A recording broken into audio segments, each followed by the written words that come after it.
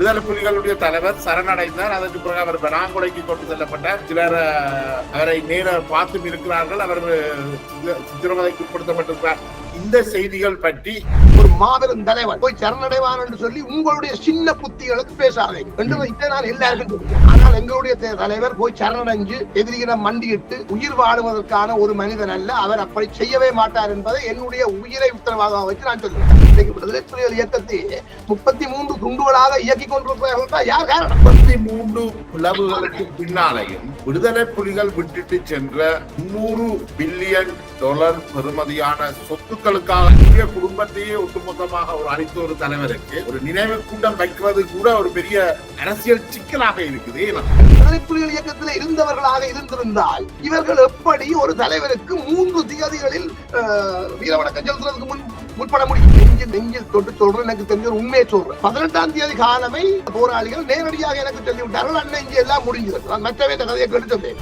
இன்னொரு விஷயத்தை எல்லாரும் விளைய கொள்ளும். சர்வதேச நாடுகளில் விடுதலை புலிகளுக்கு ஆதரவாக செயல்பட்ட கட்டமைப்புகள் அனைத்தும் விடுதலை புலிகளின் அனுசரணை கட்டமைப்புகள். அவர்கள் விடுதலை புலிகள் இயக்கமே அல்ல. பாராளுமன்ற தேர்தல் முடிந்தவுடன ஆயுத போராட்ட அமைப்புகளை திட்டமிட்டு ஓரங்கட்டுறதுக்கான நடவடிக்கைகள் எடுக்கப்பட்டிருந்தது. ஆயுத போராளிகளை மக்கள் முன்னாலே பொறுப்புணர்வற்றவர்களாக, வெகுளிகளாக, துரோகிகளாக, ஒட்டுக்குழுக்களாக நிலைநிறுத்துவதன் மூலம் தமிழர் அரசியலை மீண்டும் பலப்பட விடக்கூடாது என்பது இலங்கை படைகளுடைய தேவையாக இருக்கிறது. இலங்கை உளவுத்துறை தமிழர்களின் அரசியலை முற்றுமுழுதாக சிதைத்து விட்டார். இந்த கூட்டமைப்பில் இணைந்தால் அவர்கள் வாக்கு வங்கியை கொண்டு வரையில் பண்ணால் அவர்களை இணைத்துக் கொள்ளுங்கள் என்று சொல்கிறீங்க. துரதிருஷ்டவசமாக நீங்கள் எதிர்பார்க்கின்ற ஆசனங்களை உள்ளூராட்சி தேர்தலில் கைப்பற்றாவிட்டால் உங்களுடைய அரசியலுக்கு என்ன நடக்கும்? வணக்கம் நண்பர்களே, இன்றைக்கு மற்றொரு கலந்துரையாடலில் இணைந்து கொள்கின்றோம். இன்று நாங்கள் முக்கியமாக கலந்துரையாட இருப்பது இலங்கையுடைய உள்ளூராட்சி தேர்தல் அறிவிக்கப்பட்டிருக்கின்றது. வேட்புமனுக்கள் தாக்கல் நடைபெறுகின்றது. தேசிய மக்கள் சக்தி அரசாங்கம் கிராமங்களுடைய அபிவிருத்திக்கான அதிகாரங்களை தங்களிடம் தர சொல்லி கேட்கின்றது. மாறாக தமிழ் தரப்பு மத்தியிலே பல்வேறு குழு வாதங்களாக பிளவுபட்டு அரசியலில் இந்த தேர்தலில் களமிறங்குகின்றார்கள். குறிப்பாக தமிழரசு கட்சி, தமிழ் தேசிய மக்கள் விடுதலை முன்னணி, ஜனநாயக தமிழ் தேசிய கூட்டமைப்பு பிரதான கட்சிகளாகவும் இவர்களுக்குள்ளேயே பிடுங்கப்பட்டு சுயேட்சை குழுக்களும் களமிறங்க இருக்கின்றது. அர்ஜுனாவும் களமிறங்குகிறார் நினைக்கிறேன். இதை தொடர்பாக எமது அரசியல் ஆய்வாளர் உங்களுக்கு மிகவும் அறிமுகமானவர் முல்லைமதி அவர்களோடு நாங்கள் இணைந்து கொள்கின்றோம். வணக்கம் முல்லைமதி. வணக்கம் ஜெயபாலன். வணக்கம் உறவுகளே. மிக முக்கியமான ஒரு தலைப்படுத்திருக்கின்றீர்கள். கண்டிப்பாக பேச வேண்டிய ஒரு விடயம். இந்த தேர்தலில் பாராளுமன்ற தேர்தல் முடிந்தவுடனே தமிழீழ விடுதலை இயக்கம், அதாவது இந்த ஜனநாயக தமிழ் தேசிய கூட்டமைப்பினுடைய பிரதான கட்சி, அவர்கள் குறிப்பிட்டிருந்தார்கள் தங்களை திட்டமிட்டு, அதாவது ஆயுத போராட்ட அமைப்புகளை திட்டமிட்டு ஓரங்கட்டுறதுக்கான நடவடிக்கைகள் எடுக்கப்பட்டிருந்தது. அது எவ்வளவு தூரம் உண்மைன்னு எனக்கு தெரியல. ஆனால் தற்பொழுது மீண்டும் இந்த ஜனநாயக தமிழ் தேசிய கூட்டமைப்புல தமிழீழ விடுதலைக்காக போரிட்ட அத்தனை போராளி குழுக்களும் இணைந்திருக்கின்றன. ஒரு காலகட்டத்தில் இந்த போராளி குழுக்கள் தங்களுக்குள்ளேயே முரண்பட்டு சகோதர படுகொலைகள், பல்வேறு நிகழ்வுகள், மன வருத்தத்துக்குரிய நிகழ்வுகள் நிகழ்ந்திருக்குது. கூட்டமைப்பு அவ்வளவு பலமாக இருக்கும் என்று நீங்க நினைக்கிறீங்களா? முதல்ல ஒரு சிறிய திருத்தம். இவர்கள் போராளி குழுக்கள் அல்ல, விடுதலை போராட்ட இயக்கங்கள். விடுதலை போராட்டத்தின் கால தேவை கருதி விடுதலை புலிகள் இயக்கம் ஏனைய 5 இயக்கங்களை செயல் நிறுத்தி இந்த விடுதலை போராட்ட இயக்கத்தை ஏகப்பிரதித்துவம் கொள்ள வேண்டிய ஒரு சூழ்நிலை ஏற்பட்டதனால அது விடுதலை புலிகளின் தலைமையில் அந்த போராட்டம் 86ஆம் ஆண்டுக்கு பிறகு முன்னெடுக்கப்பட்டது. ஆனால் இவர்கள் அனைவரும் விடுதலை போராட்ட இயக்கங்கள். பல்வேறு காரணங்களால் அவர்களுடைய கடந்த கால செயற்பாடுகள் தொடர்பில் பல்வேறு விமர்சனங்கள் உண்டு. அவர்களுடைய செயற்பாடுகளால் தமிழீழ மக்கள் பெரும் பாதிப்புகளுக்கும் ஆளாகி இருக்கின்றார்கள். ஆக தமிழீழ ஆயுத போராட்டம் சாதக பாதகங்கள் நிறைந்தது, இழப்புகள், வலிகள், வேதனைகள் என்று பல்வேறு அம்சங்களை கொண்டது. அதுல மாற்று கருத்து இல்லை. நீங்கள் முதல்ல ஒரு விடயம் சொன்னீர்கள், இந்த ஆயுத போராட்ட இயக்கங்களை ஓரம் கட்டுகின்ற ஒரு நடவடிக்கை இருந்து என்று சொல்றீர்கள். அதை குறிப்பாக இந்த தமிழ் அரசியல் கட்சிகள் அதை செய்ய முற்பட்டார்களா அல்லது ஜேவிபி அரசு அதை செய்ய முற்பட்டதா அல்லது என்னன்றதை பத்தி சொன்னீங்கன்னா தெளிவாக இருக்கும். அவர்களுடைய கருத்து என்னன்னா, தமிழ் அரசியல் தரப்பில இருந்து இந்த தேர்தலுக்கு சில தினங்களுக்கு முன்னால் தொழில் அதிபர் என்று அறியப்பட்ட விண்ணன் ஒரு அறிக்கை ஒன்றை வெளியிட்டிருந்தார் விடுதலை அமைப்புகளுக்கு எதிராக. அதே போல முன்னாள் அமைச்சர் மகேஸ்வரனுடைய சகோதரரும் சில அறிக்கைகள் வெளியிட்டிருந்தார். இதுகளை தொடர்ந்துதான் இது பெரிய சிக்கலை உருவாக்கி இருந்தது அவர்கள். அது எவ்வளவு தூரம் தேர்தல்ல செல்வாக்கு செலுத்திச்சு என்று எனக்கு தெரியல. ஆனால் தமிழீழ விடுதலை இயக்கத்தினுடைய பிரித்தானிய பிரதிநிதியின் கருத்துப்படி இலங்கை அரசாங்கமும் அவர்களுடைய புலனாய்வுத்துறையும் இந்த தொழிலதிபர்களோட கூட்டிணைஞ்சு அதை செய்ததாக சொல்கின்றார்கள். எந்த ஆதாரமும் கிடையாது. அது இப்ப சில விஷயங்கள் நாங்கள் நிறுவனங்களுக்கு கூட தான் பார்க்க வேணும். அரசாக இயங்கிக் கொண்டிருக்கும். ஆனால் அநேகமாக உலக நாடுகள் அனைத்தையும் நிர்வகிப்பது அதனுடைய முடிவுகளை எடுக்க வைக்கிறதுக்கு 2 தரப்புகள் இருப்பார்கள். ஒன்று ராஜதந்திரிகள், இரண்டாவது அந்த ராஜதந்திரிகளுக்கு பக்கபலமாக இருப்பது புலனாய்வுத்துறைகள். அந்த நாட்டினுடைய உள்நாட்டு பாதுகாப்பு, அந்த இருப்பு, அந்த அரசியல் யாப்புக்கு உள்ளே அந்த நாட்டை நிர்வகிக்கிறதுக்கான எதிர்கால திட்டங்களை, எதிரிகள் பற்றிய தகவல்களை, எதிரிகளின் நகர்வுகள் பற்றிய தகவல்களை இனங்கண்டு ராஜதந்திரிகளுக்கு தகவல்களை கொடுப்பது புலனாய்வு கட்டமைப்பு தான். இந்த போராளிகளை அந்நியப்படுத்த வேண்டும் என்ற ஒரு தேவை இந்த இன்றைக்கு ஆட்சிக்கு வந்திருக்கின்றவர்களுக்கு தேவை. ஏனென்று சொன்னால், இந்த இறுதிப் போரில் விடுதலை புலிகளை தோற்கடிப்பதற்கு பெருந்தொகையான ஆட்களை சேர்த்து இலங்கை அரசாங்கத்தினுடைய படைத்துறையை பலப்படுத்தியது ஜேவிபியை பொறுத்தவரையில் இலங்கையில் இருக்கக்கூடிய சிங்கள அரசியல் தரப்புகளிலேயே சிறுபான்மை இனங்களுக்கு மிகவும் ஆபத்தான ஒரு தரப்பாகத்தான் அவர்களை நாங்கள் இதுவரைகாலம் அவதானித்து வந்திருக்கிறோம். ஆனால் இந்த அரசாங்கம் என்ற அரசியலுக்குள்ளே அவர்கள் வந்ததற்கு பிறகு அந்த அரசாங்கத்தை இயக்குவதற்கு அவர்கள் சில விட்டுக் கொடுப்புகளை செய்ய வேண்டும் அல்லது யதார்த்தத்தை ஏற்று அவர்கள் அரசியல் செய்ய வேண்டும் என்றது ஒரு பக்கம் இருக்கு. அது ஒரு பக்கம் இருந்தாலும் இந்த ஜேவிபி தொடர்பாக இருக்கின்ற அபிப்பிராயங்கள், ஜேவிபிக்குள்ள இருக்கிற மிதவாத சிந்தனையாளர்கள், ஜேவிபிக்குள்ள இருக்கிற தமிழர்களையும் இந்த நாட்டின் பிரஜைகளாக ஏற்று அவர்களுக்குரிய உரிமைகளை வழங்க வேண்டும் என்ற அபிப்பிராயம் கொண்டவர்கள் இருக்கின்றார்கள் ஜேவிபிக்கு. இரண்டாவது, தமிழர்கள் பெரும்பாலும் ஜேவிபியோடு நெருக்கமாக பலர் இருக்கிறார்கள். என்றால் இந்த ஜேவிபி இந்த தேர்தல் எதிர்கொள்வதற்கு முன்னர் என்பவர்களோடு கூட ஜேவிபிக்கு ஆதரவாக பல தமிழர்கள் பேசியிருந்தார்கள். அவர்களுக்கு ஒரு வாய்ப்பை வழங்குங்கள், இவர்களை பயன்படுத்தி தமிழர்களுக்கான ஒரு நிரந்தர தீர்வை பெற்றுக் கொள்வதற்கான அரசியலை செய்வதற்கான இடைவெளி உங்களுக்கு கண்டிப்பாக வரும். ஆகவே இந்த மாற்றத்துக்கு நீங்கள் ஒத்துழைப்பு வழங்குங்க. அவர்களுக்கு எதிராக கருப்பு கொடி காட்ட வேண்டாம், கனடா வரும்போது கருப்பு கொடி காட்ட வேண்டாம் என்னிடம் கேட்டவர்கள் உண்டு. இந்த இலங்கை உளவுத்துறை தமிழர்களின் அரசியலை முற்றுமுழுதாக சிதைத்து விட்டார்கள். தமிழரசு கட்சி உங்களுக்கு தெரியும், இப்பொழுது கட்சி தலைவரும் இல்லை, கட்சிக்கு செயலாளரும் இல்லை, எல்லாம் பதில் என்று சொல்லி அவர்கள் செயல்பட்டுக் கொண்டிருக்கிறார்கள். அது ஒரு கைவிடப்பட்ட நிலைக்கு வந்துட்டு தமிழரசு கட்சி. அதே போல அகில இலங்கை தமிழ் காங்கிரஸை பொறுத்தவரையில் அவர்கள் அதிதீவிரவாத அரசியல் பேசிக்கொண்டு தமிழினத்தை மோசமான நிலையை நோக்கி தள்ளுகின்றார்கள். ஒரு தேசிய இனத்தை ஒடுக்கி அழிச்சு நிர்மூலம் செய்ய வேண்டும் என்று சொன்னால் இரண்டு தந்திரோபாயங்களை கையாள வேண்டும். ஒன்று, சரணாகதி அரசியலில் ஈடுபடுகின்ற ஒரு தரப்பை நிறுத்த வேண்டும். இன்னொன்று, சரணாகதி அரசியலுக்கு எதிராக அதிதீவிரவாதம் பேசுகின்றவர்களை நிறுத்த வேண்டும். இந்த இரண்டு பேரையும் கையாளும் போது அந்த இரண்டு தரப்பினரும் மக்கள் மத்தியில் செல்வாக்கு இழக்கும் போது அந்த மக்களினுடைய அரசியல் முற்றுமுழுதாக நிர்மூலமாகும். இதுதான் ஈழத்தமிழர் அரசியலில் நடந்தது.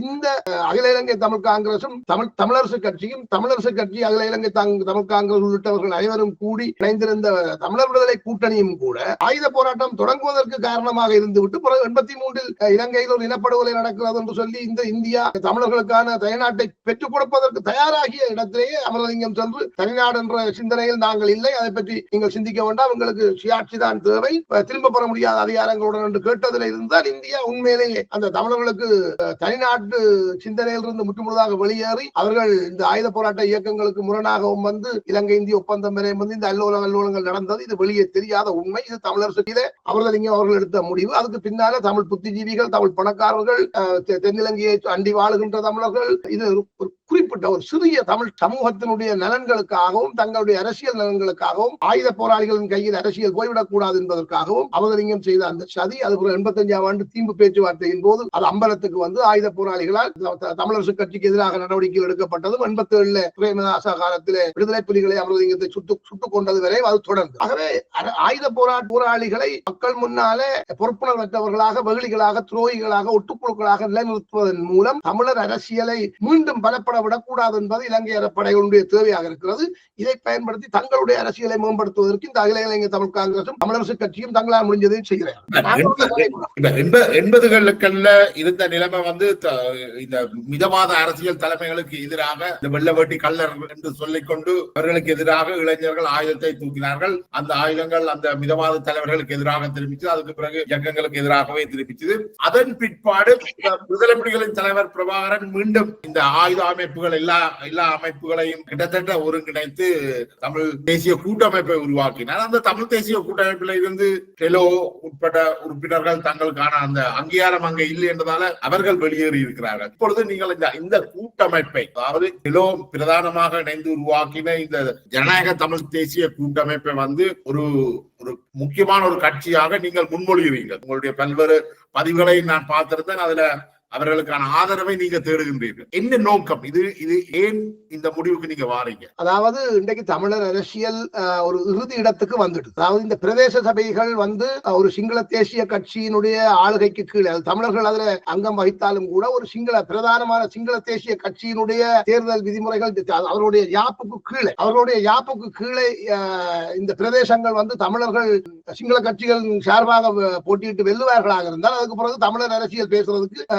எந்த எதுவும் இருக்காது. இந்த தமிழர்கள் 70 ஆண்டு காலமாக போராடினதுல இந்த பிரயோசனமும் இல்லை. நீங்கள் அண்மையில ஒரு உலகத்துல பார்த்திருப்பீங்க, ஒருவர் கருத்து கூறும்பொழுது அழகாக சொல்லியிருக்கின்றார். அதாவது இந்த சுமந்திரன், விக்னேஸ்வரன் போன்றவர்கள் இவ்வாறான அரசியலில் ஈடுபடுகிறார்கள், அகில இலங்கை தமிழ் காங்கிரஸ் எப்படியான அரசியலில் ஈடுபடுகின்றதை அவர் அடிச்சு அப்பட்டமாக சொல்லி இருந்தார். அந்த அடிப்படையில நான் இந்த ஆயுத போராளிகளுக்கு ஒரு வாய்ப்பு கொடுக்க வேண்டும் என்று நான் ஏன் சொல்றேன் என்று சொன்னார். நான் ஏற்கனவே உங்களுக்கு சொல்லி இருக்கின்றேன், நான் ஒரு பகுப்பாய் பகுதியில் விடுதலை புலிகள் இயக்கத்தில் இருந்தவர். ஆகவே எனக்கு தெலோ இயக்கம் என்ன செய்தது தெரியும், புலட் என்ன செய்தது தெரியும், இபிஆர் என்ன செய்தது தெரியும், விடுதலை புலிகள் என்ன செய்தார்கள் தெரியும். இதனுடைய உண்மையான பக்கங்கள் அறிந்த போராளிகள் மிகச்சிலர், அவர்கள் நானும். ஆகவே இந்த போராட்ட இயக்கங்கள் எதிரிகளாலையும் இந்த போராட்டத்தை நிர்மூலம் செய்ய வேண்டும் என்பதற்காக செயற்பட்ட தரப்புகளாலையும் திட்டமிட்டு அவர்கள் அந்த மோசமான நிலைக்கு தள்ளப்பட்டுதான் அழிக்கப்பட்டார்கள். ஆனால் அவர்கள் போராளிகள். அந்த வகையில இன்றைக்கு இந்த நெருக்கடியான காலகட்டத்தில் தமிழரசு கட்சி தோற்று போயிருக்கிறது மனச்சாட்சி உள்ள ஒவ்வொரு தமிழர்களுக்கும் தெரியும். குறைந்தபட்சம் கடந்த 15 ஆண்டுகளில் தமிழ்நாட்டுக்குள் இருக்கிற அகதிகளை கூட மீள குடியேற்ற முடியாமல் அவர்கள் தங்களுடைய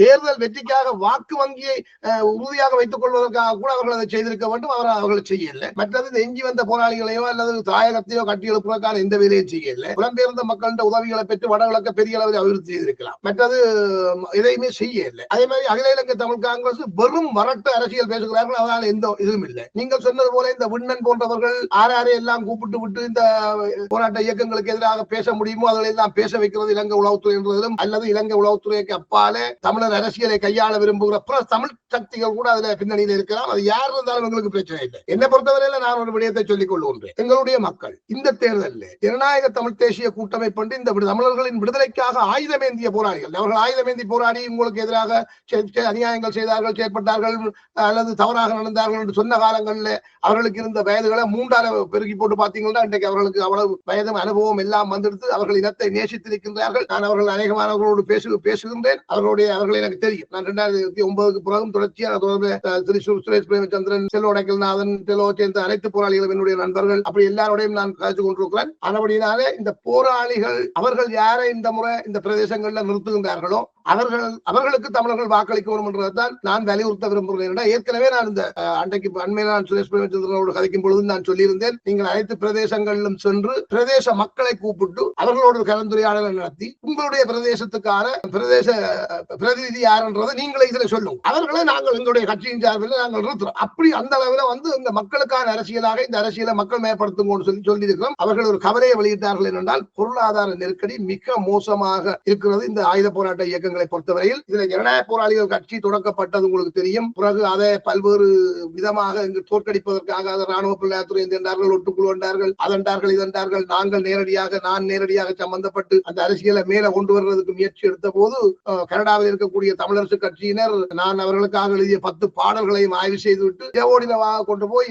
தமிழ் தேசிய கூட்டமைப்பில் சேர்த்து விட்டார். அப்படியெல்லாம் அநியாயங்களை செய்து பாரதூரமான பின்னடைவுகளை இந்த ஆயுத போராளிகளுக்கு ஏற்படுத்தி இருந்தார்கள். அனைத்து விஷயங்களையும் புரிந்து கொண்டு கடந்த காலங்களையும் புரிந்து கொண்டு தங்களுடைய மக்கள் தங்களை தற்காத்துக் கொள்வதற்கு தங்களுடைய இனத்தின் வாழ்வுக்காக ஆயுதமேந்திய இந்த போராளிகளை ஏற்றுக்கொள்ள வேண்டும் என்று கேட்கும் யோக்கியதை என் போன்றவர்களுக்கு உண்டு. ஏனென்றால் இந்த அரசியலோட நான் இல்லை, அவர்களோட நான் நேரடியா இல்லை. ஜனநாயக போராளிகள் கட்சி விடுதலை புலிகள் இயக்கத்தின் சார்பில் தாயகத்தில் அரசியலில் ஈடுபடுவதனாலே நான் ஜனநாயக போராளிகளின் கட்சிக்காக நான் பேச முடியும். ஏனென்றால் நான் விடுதலை புலிகள் இயக்கத்தை சார்ந்தவர் என்று முடியாது. ஆனால் ஏனைய இயக்கங்கள் அனைத்தையும் உள்ளடக்கிய ஜனநாயக தமிழ் தேசிய கூட்டமைப்பை ஆதரிக்க வேண்டியதும் இந்த போராளிகள் அனைவரையும் ஒருங்கிணைத்து ஒரு பலமான தமிழர் அரசியலை உருவாக்குவதை தவிர தமிழினத்தை காப்பாற்றுவதற்கோ தமிழினம் தங்களுடைய உரிமை கேட்பதற்கோ ஒரு வழி இல்லை என்பதையும் நான் ஆழமாக புரிந்திருக்கின்றேன். அதை பலரும் ஏற்றுக்கொண்டிருக்கிறார்கள். அதனால் நான் இந்த ஊடகத்தினூடாக நான் கேட்டுக்கொள்வது, புலம்பெயர்ந்த மக்கள் நீங்கள் இதுவரை காலமும் உங்களுடைய தாயகத்துக்காக என்னென்ன உதவி செய்தீங்களோ அது எல்லாத்தையும் மனதில் வச்சுக்கொண்டு இந்த அரசியல்ல இந்த எங்களுடைய இனத்தை நாங்கள் காப்பாற்ற வேண்டும், பிரதேசங்கள் எங்கட கையில இருக்கணும் என்றால் நீங்கள் ஜனநாயக தமிழ் தேசிய கூட்டமைப்புக்கு தேவையான நிதி உதவியை நீங்கள் கோயில் உண்டியல்ல போட்டதாக கொடுக்கும்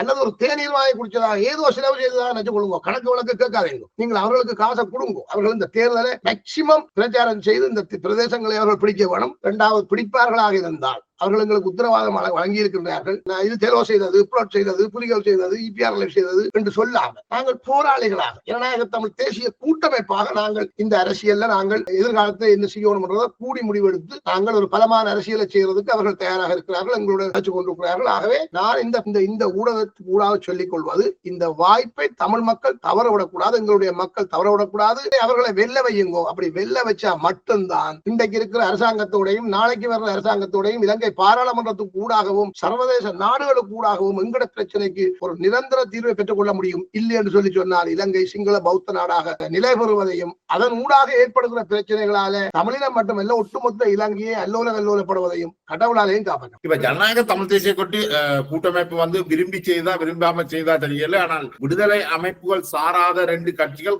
அந்த கூட்டமைப்புல இருந்து விலத்தி இருக்கு. ஒன்று விக்னேஸ்வரன் தலைமையிலான விக்னேஸ்வரன் மணிவண்ணன் போன்ற அணி தாங்கள் இந்த கூட்டமைப்புல இருந்து வெளியேறதாக சொல்லியிருக்கிறோம். அதே போல பொன் ஐங்கரநேசன் பசுமை இயக்கமும் இந்த கூட்டமைப்புல இருந்து வெளியேறி இருக்கு. முன்னாள் போராளியான முருகேசு சந்திரகுமார் இந்த கட்சியோட இந்த கூட்டமைப்புல இணைந்திருக்கிறார். இப்ப கிட்டத்தட்ட அவர்கள் எல்லாருமே ஒரு போராளி அமைப்பை EPRL, புளோட்டெலோ, EPDP என்று அந்த பின்னணியை கொண்டவர்களாக இருக்கின்றார்கள். டக்ளஸ் தேவானந்தாவுடைய EPDP மட்டும்தான் இன்னும் வெளியில இருக்குது. அவர்களையும் உள்வாங்குறதுக்கான நடவடிக்கைகள் ஏதாவது இருக்கா அல்லது அவர்களை வெளியிலேயே வச்சிருக்கிறது தான் அந்த நோக்கம்?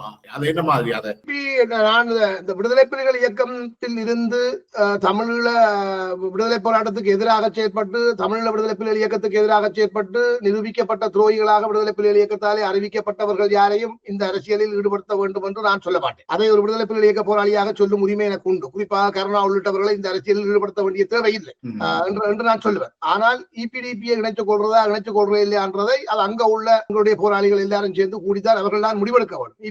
EPDP-யினுடைய கடந்த கால செயற்பாடுகள் என்ன, அது பற்றி மக்கள் என்ன நினைக்கின்றார்கள், அவர்களை இணைத்துக் கொள்ள வேண்டுமா அல்லது இன்னும் கொஞ்சம் காலம் அவர்களை பார்க்க வேண்டி இருக்குதா என்னன்றதை பற்றி அவர்கள் தான் முடிவு செய்யணும். ஆனால் நான் ஒரே ஒரு விடயத்தை இந்த இடத்தில் சொல்லிக் கொள்ளுகின்றேன். நான் இந்த அரசியல் சார்ந்து பல புத்தகங்களை படித்திருக்கின்றேன். அதில் அமெரிக்காவுடைய வெற்றி முறை ஆலோசகர் காப்மேயருடைய புத்தகங்கள் மிகவும் வலிமை மிக்கதாக இருக்கின்றது. அவருடைய ஆலோசனை ஒன்று என்ன சொல்லுகிறது என்று சொன்னால், இந்த புள்ளியிலிருந்து முன்னோக்கி செல்வதற்கான அனைத்து முயற்சிகளையும் முன்னெடுங்கள். ஜப்பான் மீது அணுகுண்டு வீசிய அமெரிக்காவுக்கு காப்மேயர் போன்றவர்கள் வழங்கிய ஆலோசனை என்னன்னு சொல்லி சொன்னால், நீங்கள் ஜப்பானுக்கு முழு ஆதரவையும் உதவியையும் வழங்கி மீண்டும் ஜப்பானை கட்டி எழுப்ப வேண்டும் என்று சொன்னார். இன்றைக்கு ஜப்பான் கருத்து எப்படி அமைதுன்னு சொன்னால், நாங்கள் சில கொள்கை ரீதியான புள்ளிகள்ல இறுக்கமாக இருக்காமல் இதை முன்னெடுக்கிறதுக்கு எது சரியோ, EPDP உங்களோட இந்த கூட்டமைப்புல இணைந்தால் அவர்கள் வாக்கு வங்கியை கொண்டு வரையிலும் என்றால் அவர்களை இணைத்துக் கொள்ளுங்கள் என்று சொல்றீங்களா? நான் என்ன நினைக்கிறேன் சொல்லி சொன்னால், நான் இப்ப கனகாலமா ஒரு விடயத்தை வலியுறுத்தி வருகின்றேன். ஈழத்தமிழர்களுடைய எதிர்காலம் தொடர்பில் ஒரு பொது நிலைப்பாடு ஒன்றை அனைவரும் இருந்து பேசி கூடி முடிவெடுக்க. அந்த பொது நிலைப்பாட்டை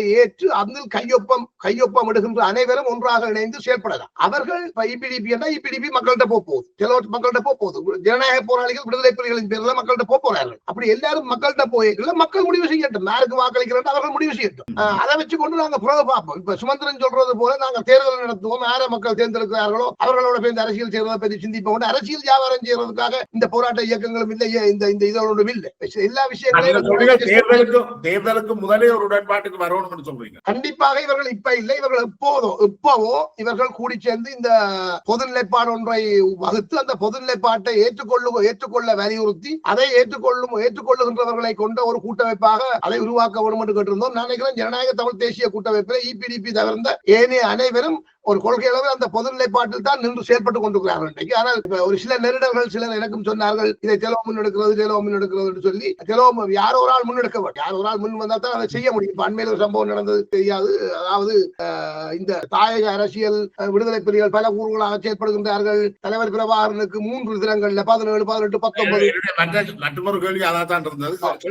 3 தினங்கள் அவருக்கான அகவணக்கத்தை செலுத்த முற்படுகின்றார்கள். நீங்கள் எல்லாம் போராளிகளாக இருந்து கொண்டு என்ன பார்த்துக் கொண்டு இதுக்கு ஏதாவது ஒரு முற்றுப்புள்ளி வைக்க மாட்டீங்களா? நீங்கள் இப்படியே ஆளாளுக்கு காய்ச்சி கொண்டிருந்தீங்கன்னா அது சபைக்கு வராது. ஆகவே விடுதலை புலிகள் இயக்கத்தை ஜனநாயக ரீதியில் மீண்டும் கட்டமையுங்கள். விடுதலை புலிகள் இயக்கத்துக்கு ஒரு தற்காலிக தலைவரையாவது அறிவிச்சு விடுதலை புலிகள் இயக்கத்தின் நிகழ்ச்சிகள் இதுதான், விடுதலை புலிகள் இயக்கம் இப்படித்தான் செயல்பட போகுதுன்றதை இலங்கை அரசாங்கத்துக்கும் உலக நாடுகளுக்கும் சொல்லுங்க. ஆயுத வழிமுறையை கைவிட்டு ஜனநாயக ரீதியில் நாங்கள் செயல்படுறோம் என்று சொல்லுங்க. உங்களுக்கு பெரிய ஒரு பொறுப்பு இருக்குது. நீங்கள் ஏனைய இயக்கங்கள் ஆயுதங்களை வாங்கி இருக்கிறீர்கள், முள்ளிவாய்க்கால் வரை போராடி இருக்கிறீர்கள். ஆகவே நீங்கள் இதை செய்ய வேண்டும் என்று சொல்லி புத்திஜீவிகள் பலர் எனக்கு நெருக்குதல் ஏற்படுத்தி பயன்படுத்தியதன் காரணமாக இந்த தமிழ் அரசியல் துறை என்று செயல்படுகின்றவர்களை நான் கூப்பிட்டு சொன்னது, நான் தற்காலிக விடுதலை புலிகள் இயக்கத்தின் தலைவராக, தற்காலிக தலைவராக என்னை நீங்கள் எல்லாரும் ஏற்றுக்கொள்ளுங்க, நாங்கள் அறிவிச்சு போட்டு அனைத்து போராளிகளையும் விடுதலை புலிகள் இயக்கத்தினுடைய அரசியல் நிகழ்ச்சிகளுக்கு அணிதிரட்டி ஒரு பொது நிலைப்பாட்டை எடுத்து போட்டு அதுக்கு பிறகு நாங்கள் இந்த அரசியலை தொடர்ந்து எப்படி முன்னெடுத்து செல்றோம் என்ற ஒரு முடிவு எடுத்து, கட்சிக்கு தலைவர் இருக்கலாமா, இது இப்ப தலைவர் இல்லாம ஒரு கட்சியை நடத்த முடியாது, அதனுடைய ஒரு கௌரவ தலைவர்களை நாங்கள் கொண்டு வரலாம், மூத்த போராளிகள்,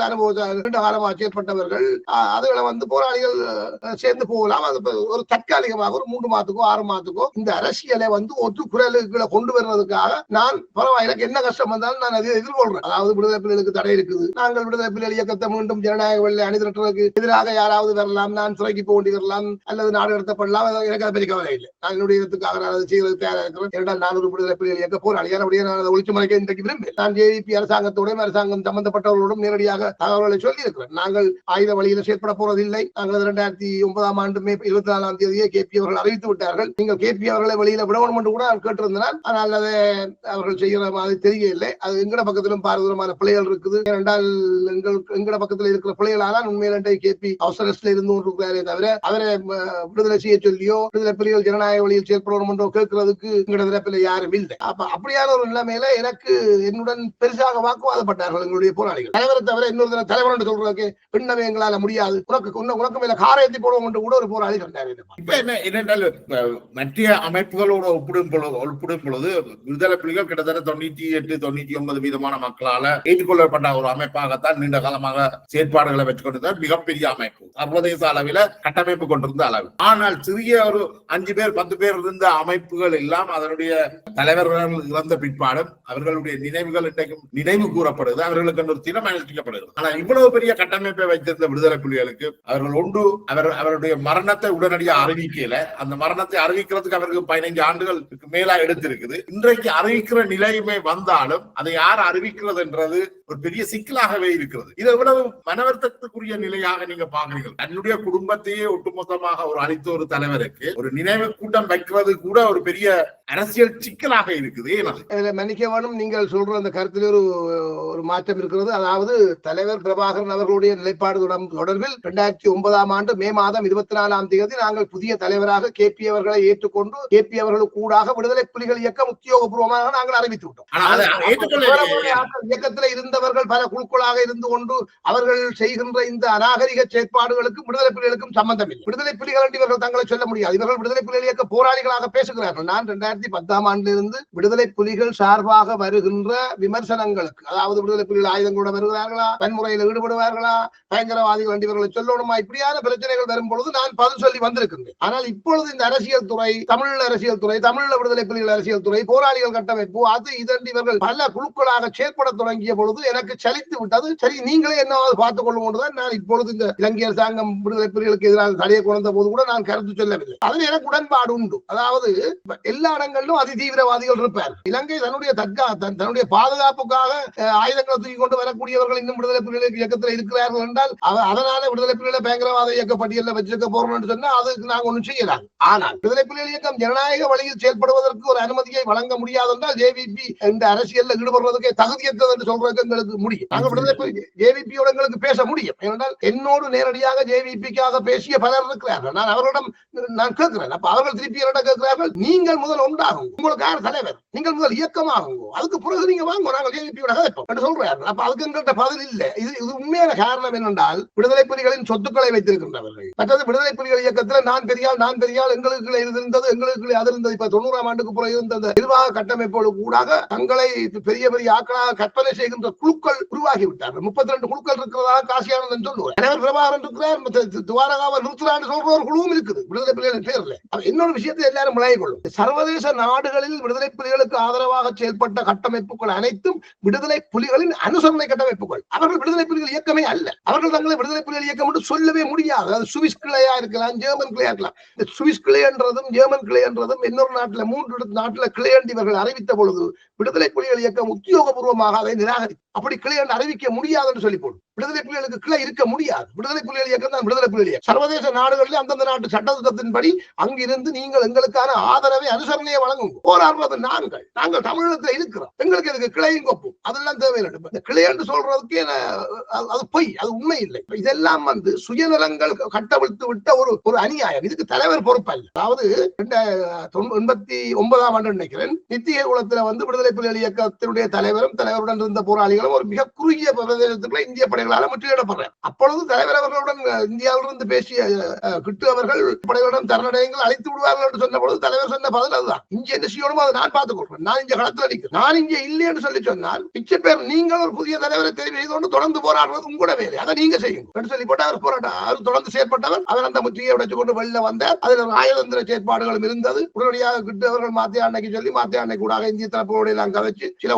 உடன்பாடுகளை உத்தரவாதங்களை கொடுத்ததால இந்திய படைகள் உடனடியாக வெளியேறினார்கள். முற்றுகையை விட்டு வெளியேறினார்கள். அதனால தலைவர் அதுல இருந்து கொண்டு வந்து விட்டார். அப்ப தலைவர் ஒரு காலமும் சொல்ல இல்லையே. தலைவர் சொன்ன நான் ஒரு ரோபோட், எனக்கு துப்பாக்கி கொண்டு போட்டாலும் நான் சாக மாட்டேன், அணுகுண்டு படிச்சாலும் கூட நான் அழிய மாட்டேன், நீங்கள் என்ன செய்யும் கொண்டு. கடைசியாக இந்த 2009க்கு 2005-6 நினைக்கிறேன் ஜெகத் கஸ்பார் யூடியூப் வழியில பாருங்க கஸ்பாருடைய பேட்டியில ஜெகத் கஸ்பார் கேள்வி கேட்கிறதுக்காக தலைவர் சொல்றேன் எங்களோட மக்கள்கிட்ட ஒரு பெரிய பலகீனம் இருக்கு. அவர்கள் தங்களால முடியாததை போய் யாராவது ஒரு தலையில கட்டி போட்டு அவரே பார்த்துக் கொள்வார் என்று இருந்துருவார்கள். இல்லாட்டி கடவுளின் பேர்ல போட்டுட்டு இவர்கள் சிவனே என்று இருந்துருவார்கள். கடவுளின் பேர்களுக்கு ஒன்றும் செய்ய போறதில்லை. இவர்கள் சொல்வது போல தனிமனிதர்களாலும் ஒன்றும் செய்ய முடியாது. நானும் என்னுடைய கடமையை தான் செய்கிறேன். என்னை இவர்கள் தங்கட கடமைகளை செய்யாததாலே அவர்கள் என்ன பிரமாண்டமா பார்க்கிறார்கள். நானும் ஒரு சாதாரண மனிதன். நான் இயக்கத்தின் தலைவராக என்னுடைய பணி என்னவோ அதை மட்டும் தான் நான் செய்தோம். இதை இவர்கள் இந்த போராளிகள் எல்லோரும் புரிந்து கொள்ளவர். தலைவர் கைத்துப்பாக்கி வச்சிருந்தார், 2 சைலட் வச்சிருந்தார். அவருக்கான பெரிய 3 அடுக்கு 4 அடுக்கு பாதுகாப்பு இருந்தது. அதை விட பெரிய புலனாய்வு வலையமைப்பு உலகம் முழுக்க நாங்கள் புலனாய்வு வலையமைப்புகளை வச்சிருந்து தலைவருக்கு எதிராக சதித்திட்டங்கள் தீட்டப்படுகிறதா பார்த்துக் கொண்டு தலைவரை பாதுகாத்துக் கொண்டிருந்தாங்க. இவ்வளவு பாதுகாப்பு மேன் செய்ய வேணும். தலைவர் அழியாவரம் பெற்றவர், அவர் காத்தா போடுவார், திரும்பி வருவார் என்று சொன்னா இதெல்லாம் எங்களுக்கு போல நாங்கள் செலவழிக்க தேவையில்லை. இவ்வளவு கட்டமைப்பு வச்சிருக்க தேவையில்லை. தலைவருக்கு இவ்வளவு பாதுகாப்பு தேவையில்லை. கைத்துப்பாக்கி சைனத்து எல்லாம் தேவையில்லை. நீங்க சொல்ற இந்த தலைவர் இறந்து விட்டார் என்ற விஷயத்தை நீங்கள் 2009 மே 20-24 அறிவிச்ச என்ற விஷயம் நானும் அந்த காலகட்டத்தில் அதை பதிவு செய்திருக்கிறேன். எங்களுடைய ஊடகத்திலையும் செல்வராஜா பத்மநாதனுடைய அறிக்கையை நாங்க பதிவு செய்திருக்கிறோம். அடையல் பாலசிங்கமும் அவர் அதை கேட்டுக்கொண்டிருந்தார். இவ்வளவு பாட்பட்ட ஒரு மாவீரனுக்கு நீங்கள் நினைவை கட்டாயம் கொண்டாட வேண்டும், மக்களுக்கு அது அறிவிக்கப்பட வேண்டும். ஆனால் உங்களையும் மீறி அனைவரையும் மீறி அது இல்லை என்று நிரூபிக்கிற அளவுக்கு நீங்கள் சொல்ற இந்த அனுசரணை கட்டமைப்புகள் பலமாக இருந்தது. அப்படி அந்த கட்டமைப்புகள் பலமாக இருந்து இன்றைக்கு பல்வேறாக உடைந்திருக்கு. அந்த நிலையில நீங்கள் சொல்ற அந்த உங்களுடைய தலைமையை ஏற்கிறதுக்கோ அல்லது உங்களுடைய கருத்துக்களை ஏற்கிறதுக்கோ எத்தனை பேர் முன் வருவார்கள் நினைக்கிறீங்க? அதுதான் இன்றைக்கு விடுதலை புலிகள் இயக்கத்தின் ஒரு மிகப்பெரிய துரதிர்ஷ்டம். மிகப்பெரிய ஒரு வரலாற்று துரோகத்தை, வரலாற்று தவறை விடுதலை புலிகள் இயக்கத்தின் பேரில் எஞ்சி இருக்கின்ற போராளிகள், அதாவது இன்றைக்கு 2009 மே 18க்கு பிறகு நான் ஒன்றிலும் ஈடுபடையில் என்று ஒதுங்கி போன போராளிகளை நான் கையெடுத்து கும்பிடுவேன். ஆனால் நானும் ஒரு போராளி, நான் முன்னர் விடுதலை புலிகள் இயக்கத்தில் இருந்தேன் அல்லது நானும் விடுதலை புலிகள் இயக்கத்தில் இது செய்தேன் அது செய்தேன், நான் இப்போ அரசியல் துறை வச்சுக்கிறேன், தமிழ்ல விடுதலை புலிகள் அரசியல் துறை வச்சுக்கிறேன், போராளி கட்டமைப்பு வச்சுக்கிறேன், அதை வச்சுக்கிறேன் இது வச்சுக்கிறேன் என்று சொல்ற இவர்கள் விடுதலை புலிகள் இயக்கத்தில் இருந்தவர்களாக இருந்திருந்தால் இவர்கள் எப்படி ஒரு தலைவருக்கு 3 திகதிகளில் வீரவணக்கம் செலுத்துறதுக்கு முற்பட முடியும்? மே 17, 18, 19 என்று இந்த 3 தினங்கள் சொல்லப்படுது. நீங்கள் உலகெங்கும் வாழும் தமிழ் மக்களுக்கு எனக்கு தெரிந்த ஒரு நெஞ்சில் தொட்டு சொல்றேன், எனக்கு தெரிஞ்ச ஒரு உண்மையை சொல்றேன். 17ஆம் தேதி முன்னிரவுக்கு கொஞ்சம் பின்னர் தொடங்கிய சண்டை 18ஆம் தேதி காலமே கொண்டமடு பகுதிக்குள்ள நின்ற போராளிகள் நேரடியாக எனக்கு சொல்லிவிட்டார்கள், அண்ணன் இங்கே எல்லாம் முடிஞ்சது. மற்றவே கதையை கேட்டு சொல்ல இல்லை. அதாவது கேப்பாபலவுக்கு பின்னாலே கொண்டமடு ஒரு பகுதி இருக்கு, அதாவது பேராத்துக்கும் முல்லைத்தீவு ரோட்டுக்கும் அது இடப்பட்டது உண்டு. அதுக்குள்ள நின்ற போராளிகள் எனக்கு சொல்லிட்டார்கள் அங்கே எல்லாம் முடிஞ்சுதான். இப்ப நீங்கள் எல்லாரும் பாதுகாப்பாக வெளியேறும் கொண்டு நான் அவைக்கு சொல்றேன், என்னோட தொடர்புல இருந்தவர்கள். அப்ப 17ஆம் தலைவருடைய வீரச்சாவை நாங்கள் எப்படி எடுத்துக்கொள்ளணும் என்று சொன்னா ஒன்று 17ஆம் தேதி என்று சொல்ல வேணும் அல்லது 18ஆம் தேதி என்று சொல்ல வேணும். என்னை விட குளோஸா நேரடி தொடர்பிலேயே கடைசி நிமிஷம் வரையும் இருந்த போராளிகள் இந்த மண்ணில இருக்கிறார்கள், வெளிநாடுகளில் இருக்கிறார். அவர்கள் இந்த எனக்கு தகவல் கிடைச்சதுக்கு பிறகு எனக்கு சொல்றார்கள் அங்க எல்லாம் முடிஞ்சுதான். அதன்படி கே. பத்மநாதனுடைய அறிவிப்பில் 14ஆம் தேதி தலைவர் வீரச்சாவை அடைஞ்சிட்டார். அதாவது நள்ளிரவு 12 12 மணிக்கு முதல் தலைவர் வீரஜா அடைஞ்சிட்டார்ன்ற மாதிரி அவர்கள் பார்க்கல. சரி, நீங்கள் அதை 18ஆம் தேதியா அறிவிக்க போறீங்கன்னா கூட பரவாயில்லை. ஏன்னா அதுல ஒரு சின்ன கன்ஃபியூஷன்களுக்கு இருக்கு. அதை உறுதிப்படுத்துற தகவல் எங்கள்கிட்ட இல்ல. சண்டை துவங்கினது 17ஆம் தேதி முன்னிரவுக்கு பிறகு. அப்ப அங்கே ஒரு 2-3 மணி நேரத்துக்குள்ள அங்க 12ஆம் தேதியாக போகுது. நீங்க 18ஆம் தேதி சொல்லலாம், அல்ல 17ஆம் தேதி சொல்லலாம். அதை சொல்றதுக்கு நீங்கள் முதல் விடுதலை புலிகள் இயக்கமாக நீங்கள் கூடி ஒரு உத்தியோகபூர்வ நிலைப்பாட்டை எடுக்கிறதுக்கான ஒரு தகுதி உங்களுக்கு வேணும். விடுதலை புலிகள் இயக்கத்தில் இருந்தவர்கள் 3-4 குழுக்களார் என்று காலக்கிழமை கத்தரிக்கா கிழமை என்று சொல்லிக் கொண்டு ஆளாளு கொண்ட சொல்லி ஏன் இந்த இயக்கத்தை அவமானப்படுத்துறீர்கள்? இத்தனை ஆயிரம் மாவீரர்களை கொடுத்து இத்தனை லட்சம் மக்களை பலி கொடுத்து இந்த இனத்துக்காக போராடிய ஒரு போராட்ட இயக்கத்தை, ஒரு தேசிய தலைவர் என்று சொல்லக்கூடிய தமிழினத்தை இந்த நூற்றாண்டின் தலை நிமித்திய ஒரு மாவீரனை, அதான் நான் உங்களிடம் திருப்பி சொன்னேன், விடுதலை புலிகள் இயக்கம் பற்றிய ஒரு நிர்வாண பார்வையை நாங்கள் வெளியில கதைச்சே ஆகணும் என்று. ஏனென்றால் விடுதலை புலிகள் ஏன் அடுத்த இயக்கங்களுடைய ஆயுதங்களை வாங்கினார்கள், என்னென்னத்துக்காக என்னென்னத்தை செய்தார்கள் என்றதை தெரிஞ்ச போராளிகள் விடுதலை புலிகள் இயக்கத்தில் ஒரு வீதம் கூட இல்லையா. ஏனென்றால் அப்படித்தான் விடுதலை புலிகள் இயக்கம் இருந்தது என்போன்றவர்களுக்கு அந்த விஷயம் கொஞ்சம் கொஞ்சமாவது தெரிஞ்சிருக்கிறது. காரணம் அது சார்ந்த பகுதிகளுக்கு நாங்கள் இருந்ததா இல்லாட்டி எனக்கு தெரியாது. இப்பதான் நான் உங்களுக்கு திருப்பி சொல்றேன், விடுதலை புலிகள் அரசியல் துறை என்ன செய்தது கேட்டீங்கன்னா எனக்கு தெரியாது. ஒட்டமானுக்கு புலனாய்வுத்துறை என்ன செய்தது கேட்டீங்கன்னா எனக்கு தெரியாது. விடுதலை புலிகள் ராணுவம் என்ன செய்தது கேட்டீங்கன்னா எனக்கு தெரியாது. பேர்கள் பல்நோக்கு புலனாய்வுத்துறையில 84 இருந்து 88ஆம் ஆண்டு 8ஆம் மாசம் வரையும் நான் ஒரு பகுப்பாய்வாளனாகவும் அதே போல முல்லைத்தீவு மாவட்ட புலனாய்வுக்கு பொறுப்பாயிருந்தான். நான் புலனாய்வுக்கு பொறுப்பு சொல்லி ரகசிய செயற்பாடுகளுக்கு பொறுப்பாயிருந்தவன் நான். இந்திய ராணுவ காலம் அதுக்கு பிறகு இந்திய ராணுவம் வந்து 88ஆம் ஆண்டு 8ஆம் மாதம் 5ஆம் தேதி முற்றுகையிட்டு 6ஆம் தேதி 36 மணி நேரத்துக்கு பிறகு கச்சினோட பாடசாலையில வச்சு ஒரு சுயகரிப்பு நடத்துவதில் முதல் நாள் பிடிச்சு அவரை கூட்டிக் கொண்டு அவரை துன்புறுத்தி விசாரணை செய்தாரே. அவன் சின்ன படிக்கன் கூட்டிக் கொண்டு என்ன அடையாளம் காட்டி இப்படி வரும். அதுவரை நான் அந்த பகுதியில வேலையினான். அதுக்கு பிறகு விடுதலை புலிகள் இயக்கம் எதிர்கொள்ள இருக்கிற பிரச்சனைகள் என்னென்ன, நாங்கள் எப்படி பயணிக்கணும், எப்படி எங்களுடைய அரசியலை முன்னெடுக்கணும், எப்படி எங்களுடைய விடுதலையை நாங்கள் சாதிக்கிறோம் சம்பந்தமான தேடல்களை செய்கின்ற போராளிகளாக களமிறக்கப்பட்டவர்கள் ஒரு ஆள் தான். இப்படியான பணிகள்ல இருந்தவன். அதால எனக்கு சில விஷயங்கள் தெரியும். இது ராணுவ கேர்னலுக்கு கூட தெரியாது. விடுதலை புலிகள் இருந்த கேர்னலுக்கு கூட இந்த விஷயங்கள் தெரியாது, சொல்லப்படாது. நீங்கள் அறிஞ்சிருப்பீர்கள் ஒரு செய்தி. எல்லா நடவடிக்கை அஞ்சாபுரத்தின் மீது தாக்குதல் நடத்தப்படுகிறது. இந்த தாக்குதல் விடுதலை புலிகள் செய்ததுக்கு காரணம் ஒரு சமாதான பேச்சுவார்த்தை காலத்தில் செஞ்சோலை சிறுவர் இல்லத்தின் மீது நீங்கள் தாக்குதல் நடத்துவது திருப்பி அடிக்கலாம். இந்த தாக்குதல் நடத்தப்பட்டது நேரடியாக தலைவருடைய நெறிப்படுத்தல் நடத்தப்பட்டது. அதன் மூலம் தலைவர் இயக்கத்துக்கு சொன்ன பதில் செய்தி என்னென்றால், நான் உங்களை நம்பித்தான் இயக்கத்தில் தலைவராக இருக்கிறேன் தவிர உங்களை நம்பி தலைவராக இருக்கிறேன். என்னால தனியும் ஒரு ஆபரேஷனை செய்து காட்ட முடியும். இந்த பேர் அடிச்சிருக்கிறாங்க. அந்த தலைவர் சரியாத்தான் இருந்தவர். அந்த தலைவரை வச்சுக்கொண்டு இவர்கள் நடத்துறதுதான் இன்றைக்கு அருவருப்பான அரசியல் செய்கிறார்கள். எங்கட போராளிகள் எங்களோடு இருந்தவர்கள், எங்களுடைய இயக்கத்தில் இருந்தவர்கள், எங்கள் தலைவரை கடவுள் என்று சொல்லுகிறவர்கள், எங்கள் இயக்கத்துக்கு ஆதரவாக இருந்தவர்கள், எங்களுடைய தலைவனுடைய பேருக்கும் புகழுக்கும் அந்த மாவீரனுக்கும் களங்கம் விளைவிக்கிறார்கள். இயக்கம் உத்தியோகபூர்வமா அறிவிச்சு போடுது. நான் உங்கள்ட்ட இன்னொரு எங்களோட மக்களை பார்த்து கேட்கிறேன், தலைவர் இருக்கிறார் என்றே நீங்க வச்சுக்கொள்ளுங்க ஒரு கதை. விடுதலை புலிகள் இயக்கமாக நாங்க சொல்றோம் தலைவர் வீரச்சாவல். உங்களுக்கு இப்ப அதுதான் செய்யும். விடுதலை புலிகள் இயக்கத்தில் இருக்கிற அனைத்து போராளிகளுக்கும் அதுதான் செய்யும். அறிவிச்சது உத்தியோகபூர்வமாக ஒரு ஆள் தன்னை தலைவர் என்று சொல்லி வந்தான் அறிவிச்சிருக்கு. இயக்கம் அவர்கிட்ட தான் கேள்வி கேட்க வேண்டும். தலைவர் இருந்தாரோ யார் இருந்தாரோ கேபி தான் கேள்வி கேட்க வேண்டும். கேபி தான் அதுக்கு பதில் சொல்ல வேண்டும். நான் தற்காலிக தலைவர் என்று விடுதலை புலிகள் இயக்கத்துக்கு அறிவிப்பனாக இருந்தால், நான் எப்படி விடுதலை புலிகள் இயக்கம்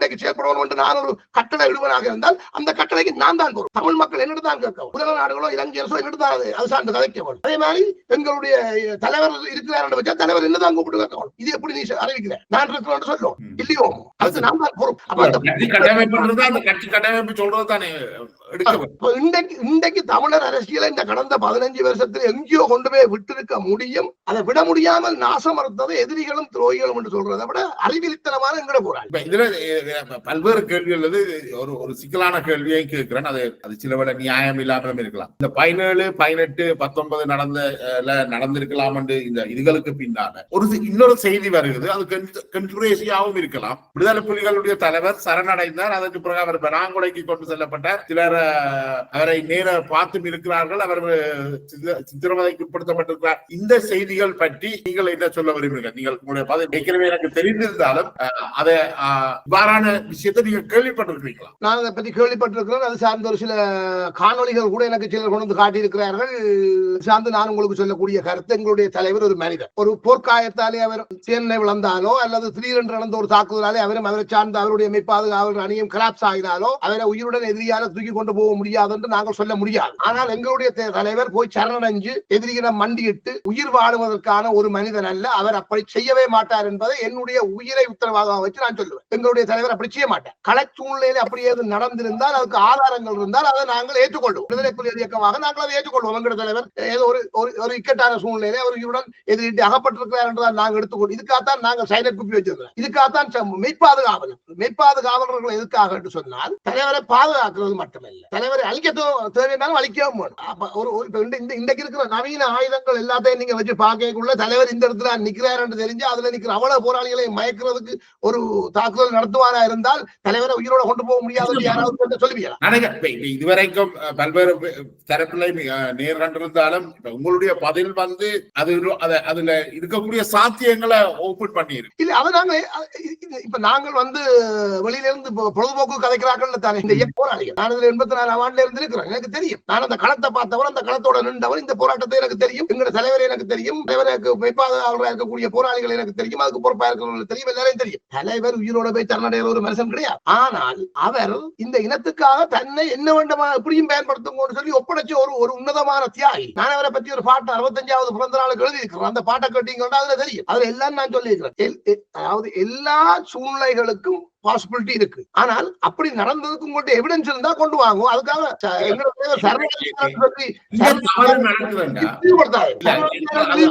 இத்தனை ஆயிரம் போராளிகளை களத்துல கொண்டு கொடுத்து ஒரு சீருடை அணிஞ்ச ஒரு விடுதலை இயக்கத்தை நிலைநிறுத்தின ஒரு மாபெரும் தலைவர் போய் சரணடைவான் என்று சொல்லி உங்களுடைய சின்ன புத்திகளுக்கு பேசாதீங்க என்று நான் எல்லாருக்கும் தலைவர் அல்ல. அதாவது ஒரு போராளி எதிரியிடம் சிக்கப்பட்டவன் தன்னுடைய நாக்கை கடிக்கிறதுக்கு பல்ல வச்சு கொண்டு கட்டில் அடிச்சு தன்னுடைய ரகசியத்தை காப்பாற்றிருக்கான். சைனத்துக்கு கழிச்சு எத்தனையோ ஆயிரக்கணக்கான போராளிகள் வீரச்சாவடைந்திருக்கிறார் இயக்க ரகசியங்களை பாதுகாக்கிறதுக்கு. நீங்க போய் தலைவர் சரணடைஞ்சவர் சொல்லி கொண்டிருக்கிறீர்கள். தலைவர் சரணடைய இல்லை, சரணடைய மாட்டார், சரணடைய வாய்ப்புகள் இல்லை, அப்படி நடக்கவே இல்லை. எதிரிகளுடைய தாக்குதலில் ஏதாவது அசம்பாவிதங்கள் நடந்து உயிருடன் அவர்கள் எடுத்திருந்தால் அது துரதிர்ஷ்டவசமான ஒரு சம்பவமாக நிகழ்ந்திருக்கலாம். அப்படி நடந்ததாக எங்களுக்கு தெரியாது. அந்த களச்சூழ்நிலை வந்து மிகவும் சிக்கலானதாக இருந்ததும் ஒரு உண்மை. இது சார்ந்து எங்களால் உத்தரவாதமாக கூற முடியாது. எங்கள் தலைவர் புனிதமானவர், அவர் உண்மையானவர், அவர் நேர்மையானவர். நாங்கள் அவரை ஆழமாக நேசிக்கின்றோம். அதனால் தான் என் போன்றவர்கள் இந்த விடுதலை புலிகள் இயக்கத்தை ஜனநாயக வழியில் ஆயுத வழிமுறையை கைவிட்டு நாங்கள் உடனடியாக ஜனநாயக வழிக்கு வர வேண்டும் என்று சொல்லி தலைவர் வீரச்சாவடைந்து விட்டார் என்ற செய்தியை உடனடியாக அறிவிக்க வேண்டும் என்று அப்பொழுது நான் தொடர்பில் இருந்த போராளிகளோட சொல்லி விஷயத்தை ஏற்றுக்கொள்ளாமல் போனதுதான் நினைக்கிறேன் விடுதலை புலிகளோட வரலாற்றுல விடுதலை புலிகள் செய்த மிக மோசமான தவறு என்று நான் நினைக்கிறேன். என்ன சொல்றீங்க? விடுதலை புலிகளுடைய தலைவர் இறந்துட்டார் என்ற அந்த செய்தியை அந்த கணத்தில் அறிவிக்காமல் போனது அல்லது ஏற்றுக்கொள்ளாமல் இருந்தது தான் அதற்கு பிற்பாடு நடந்த பல்வேறு விஷயங்களுக்கும் காரணம் நினைக்கிறேன். இல்ல விடுதலை புலிகள் இயக்கம் உத்தியோகபூர்வமா அறிவிச்சிட்டோம். நாங்கள் அறிவிச்சு போட்டோம் தலைவர் வீரச்சாவடைந்து விட்டார் என்றது எங்களுடைய ஸ்டேட்மெண்ட். அது இல்லை என்று சொல்லிக் கொண்டிருக்கிறவர்களுடைய பேச்சு சுதந்திரத்துக்கு எதிராக நாங்கள் பேசிக் கொண்டிருக்கக்கூடிய எங்களுக்கு இல்லை. விடுதலை புலிகள் இயக்கமாக நாங்கள் உத்தியோகபூர்வமா சொல்லிட்டோம் எங்களுடைய தலைவர் வீரச்சாவடைந்து விட்டார். முக்கியமான தளபதிகள் உட்பட விடுதலை புலிகள் இயக்கத்தின் மத்திய குழு அளிக்கப்பட்டு விட்டது. எஞ்சி இருக்கிற போராளிகள் ஒன்றுபட்டு தொடர்ந்து ஜனநாயக வழியில் நாங்கள் போராட வேண்டும் என்றதை சொல்லி அதுக்கு தலைமை தாங்கிறதுக்கு பொறுப்பாக கேபி அவர்களை நாங்கள் அப்பொழுது ஏற்றுக்கொள்றோம். கேபி அவர்கள் கைது செய்யப்பட்டு 4 நாடுகள் பொறுப்படுத்தி அவரை வந்து காந்தரூபன் அறிவிச்சோலை செஞ்சோலை ஆகிய 2 தொண்டு நிறுவனங்களை மட்டும் நடத்தலாம், கவுசரஸ்ட்ல இருக்கணும் என்று சொல்லி அவர்கள் கொண்டே வச்சுக்கிறார்கள். அதனால இன்னொரு தலைவரை தேர்ந்தெடுத்துக் கொண்டு தொடர்ந்து போராடுவதற்கு இந்த போராளிகள் ஒருங்கிணைஞ்சு வந்து ஒன்றுபட்டு செயல்படாமல் தங்களுடைய சுயநலங்களாலும் எதிரிகளின் புலனாய்வு சதிகளுக்குள்ளையும் எதிரிகளின் புலனாய்வு துறையுடன் இணைந்தும் செயல்படுவதனால் இந்த அவலம் நடக்குதே தவிர மற்றபடி விடுதலை புலிகள் இயக்கத்தின் மீது ஒரு தவறும் இல்லை. நாங்கள் எங்களுடைய மக்கள் போராடி இருக்கிறோம். தலைவர் வீரச்சாவடைந்து விட்டார். எங்களுடைய ஆயுத போராட்டம் முடித்து வைக்கப்பட்டு விட்டது. நாங்கள் எங்களுடைய மக்களுடன் சேர்ந்து செயல்படுவோம் என்று சொல்லியிருக்கிறோம். 2017ஆம் ஆண்டு தீவன் வழியில் வருகின்றோம் என்று ஜனநாயக பயணம் ஒன்றை இலங்கை பாராளுமன்றம் நோக்கி 2015 ஆரம்பிக்கப்பட்ட ஜனநாயக போராளிகள் கட்சியை பொறுப்பேற்று அவர்களை வழிநடத்தி கொண்டிருக்கும் பொழுதுதான் அவர்கள் தவறான பாதையில் சென்று தமிழரசு கட்சியில் இணைந்ததுக்கு பிறகு விடுதலை புலிகளின் பேரில் செயற்படுவதற்கு ஜனநாயக போராளிகள் தகுதியற்றவர்கள், அவர்கள் தங்களை திருத்திக் கொண்டு வந்தால் நாங்கள் அவர்களை ஏற்றுக்கொள்வோம் என்று அப்பொழுது அறிவித்திருந்தேன். அதற்கு பிறகு கடந்த பல ஆண்டுகளாக பலரும் பேசி கடந்த சில நாட்களாக சுரேஷ் பிரேமச்சந்திரன் உள்ளிட்ட பலர் என்னோடு பேசினார்கள். ஜனநாயக போராளிகள் கட்சிக்கு இப்ப தலைவராக அப்பொழுதும் தலைவராக இருக்கக்கூடிய வேந்தன் சில உத்தரவாதங்களை தந்தார். அதன்படி இயக்கத்தினுடைய மாண்புக்கு களங்கம் ஏற்படுத்தக்கூடிய அளவில் செயற்படுத்துகின்ற ஜனநாயக போராளிகள் கட்சி உறுப்பினர்களை அதிலிருந்து உடனடியாக நீக்க வேண்டும், வெளியேற்ற வேண்டும் என்ற விஷயங்களை எல்லாம் சொல்லி அதையெல்லாம் அவர்கள் ஏற்றுக்கொண்டதனால் தான் இப்பொழுதுதான் ஜனநாயக போராளிகள் கட்சி விடுதலை புலிகளின் பேரில் தாயகத்தில் ஜனநாயக ரீதியில் பாராளுமன்றத்தை நாங்கள் தவிர்த்துக் கொள்ள வேண்டும் என்று கேட்டிருக்கின்றோம். ஜனநாயக போராளிகள்கிட்ட கேட்டிருக்கின்றோம். பாராளுமன்ற உறுப்பினர்களாக ஜனநாயக போராளிகள் கட்சிக்குள்ளாக ஒரு போராளியும் போகக்கூடாது. நீங்க பொதுமக்களை அனுப்புங்க, போராட்ட ஆதரவாளர்களை அனுப்புங்க, இளம் தலைமுறையாக்களை அனுப்புங்க, போராளிகள் அங்க போக வேண்டாம். நாங்கள் பாராளுமன்றத்துக்கு கீழே உள்ள இருக்கிற இடங்களை பார்ப்போம் என்று சொல்லி இருக்கிறோம். அது சார்ந்து நாங்கள் கூடித்தான் முடிவெடுக்கணும், தனியாக முடிவெடுக்கிறாது. ஜனநாயக போராளிகள் கட்சி இந்த பிரதேச சபை தேர்தலுக்கு பிறகு இப்ப தாயகத்தில் நாங்கள் பல மூத்த போராளிகளை ஜனநாயக போராளிகள் கட்சியில இப்ப இணைச்சிருக்கோம். முல்லைத்தீவு மாவட்டத்துக்கு பொறுப்பாக நாங்கள் ஒரு பழைய ஒரு போராளியை நாங்கள் கொடுத்திருக்கின்றார்கள். அவர்தான் இப்பொழுது அதுக்கு பொறுப்பாக இருக்கின்ற. நாங்கள் இந்த தேர்தல் முடிவிலே ஜனநாயக போராளிகள் கட்சி ஒரு பெரிய மாபெரும் மாநாட்டை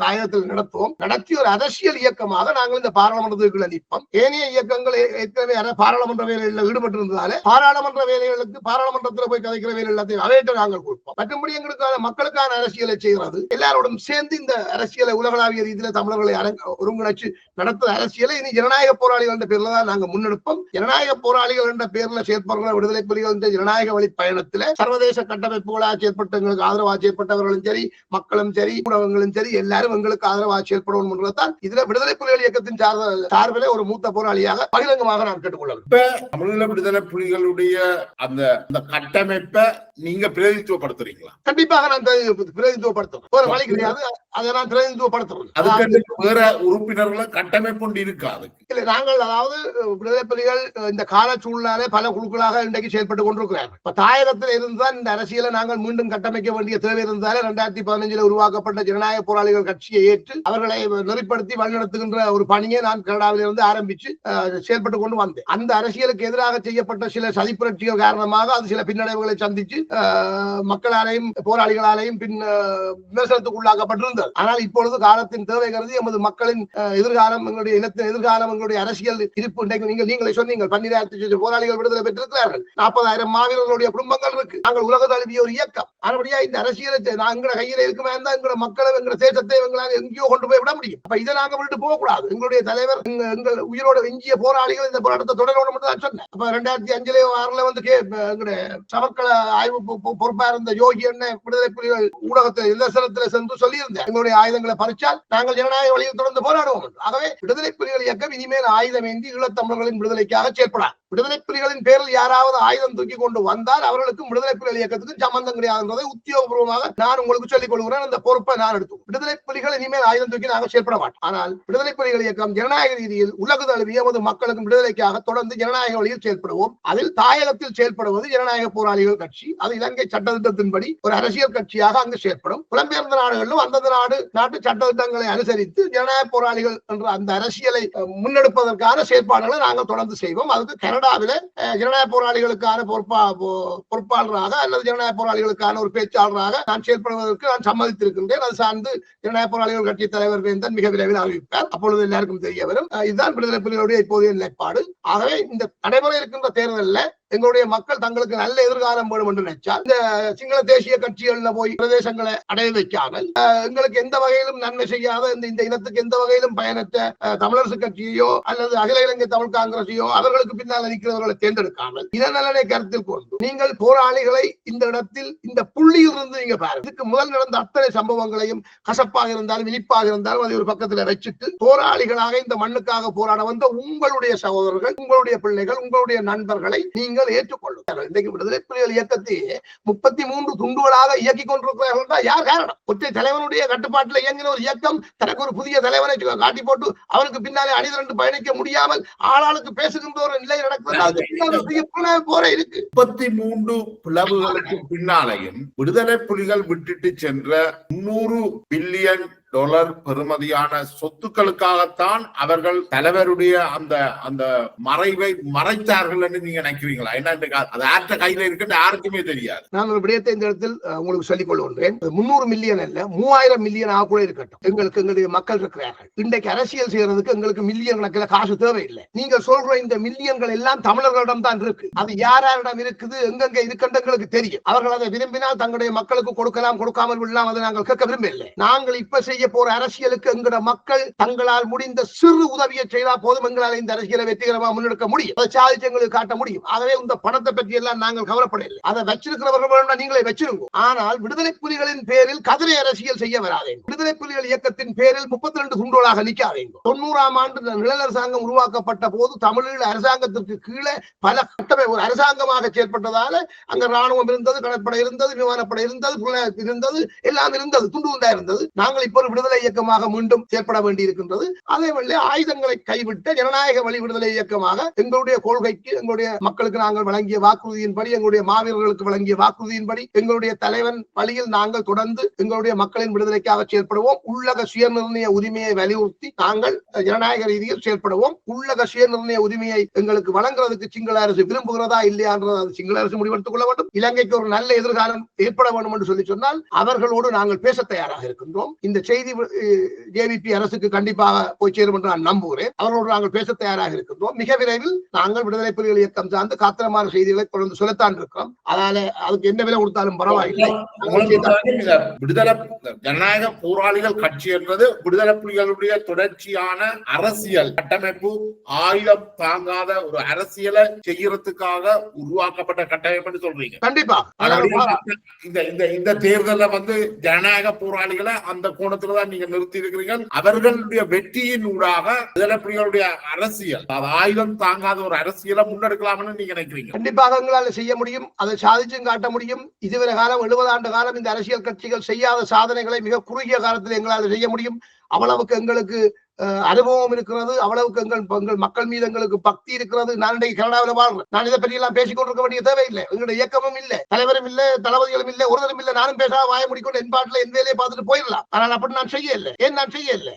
இப்ப வடக்கு கிழக்க பொறுத்தளவில் விடுதலை புலிகளுடைய அமைப்பில சார்ந்து உயிர் இழக்காத ஒரு குடும்பம் இருக்கும் என்று நான் நினைக்கிறேன். பெரும்பாலும் ஒவ்வொரு குடும்பத்திலையும் அல்லது அவருடைய ஒன்றை விட்ட சகோதரர்கள் அப்படியாவது உயிரிழப்புகள் நடந்திருக்கு. இவர்களை நீங்கள் என்னென்று வென்றெடுக்க போறீங்க?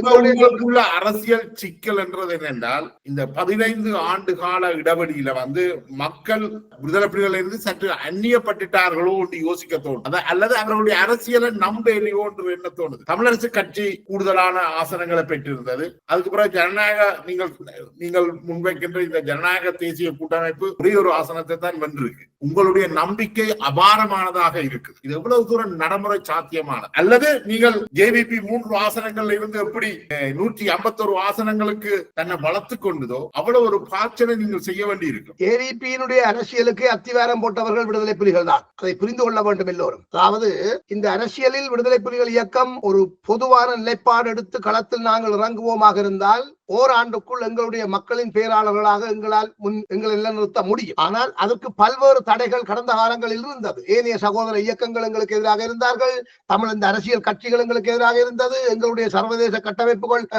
அதிதீவிரவாத அரசியல் பேசிக்கொண்டு வெளிநாடுகளில் இருந்து கொண்டு ஐக்கிய நாடுகள் சபை தீர்வு தரும் என்று சொல்லிக் கொண்டிருந்தார்கள். நாடு கடந்த அரசாங்கம் தமிழீழம் தீர்வு என்று சொல்லிக் கொண்டு காலத்தை வீணடித்துக் கொண்டிருந்தார்கள். 15 ஆண்டுகளை பால்படுத்தி விட்டார்கள் எல்லாரும் சேர்ந்து. நாங்கள் இன்றைக்கு எந்த இடத்துல வந்திருக்கிறோம் என்றால், எங்களுடைய திலீவண்ண யாழ்ப்பாணத்தில் பேசும் பொழுது தன்னுடைய உண்ணாவிரத போராட்ட காலத்தில் ஒரு விடயத்தை சொன்னார். அதாவது எங்களுடைய மக்களுக்கு எப்பொழுதெல்லாம் அநீதி இழைக்கப்படுகிறதோ, எப்ப நாங்கள் வர வேண்டும் என்று நாங்கள் நினைக்கிறோமோ அப்ப நாங்கள் எங்கள் மக்களுக்காக வருவோம். அதைத்தான் நாங்கள் இந்த இடத்துல சொல்றோம். தமிழர் மிதவாத அரசியல் முற்று முழுதாக நிர்மூலமாகி போய் கிடக்கின்ற இந்த நாளில் நாம் மீண்டும் வர வேண்டிய நிலைக்கு தள்ளப்பட்டிருக்கின்றோம். இதை நாங்கள் உணர்ந்து 2015 இருந்து நாங்கள் விடுதலை புலிகள் மக்கள் முன்னணியை களத்தில் இறக்குவதற்கு முயற்சி எடுத்தோம். அது சாத்தியப்படாமல் போன காரணத்தினாலே ஜனநாயக போராளிகள் என்ற பெயரில் நாங்கள் அந்த அரசியலை பதிவு செய்ததற்கு காரணமே ஒரு தொலைநோக்காகத்தான் இருந்தது. ஜனநாயக போராளிகள் என்றால் ஆயுதங்களால் தமிழர்களின் விடுதலைக்காக போராடி ஜனநாயக வழியில் செயற்படும் அனைவரும் ஒருங்கிணையக்கூடிய ஒரு தான் ஜனநாயக போராளிகள். ஆகவே இன்றைக்கு திலவும் ஜனநாயக போராளிகள் தான், இபிஆர்ல ஜனநாயக போராளிகள் தான், எல்லாரும் ஜனநாயக போராளிகள் தான். இப்ப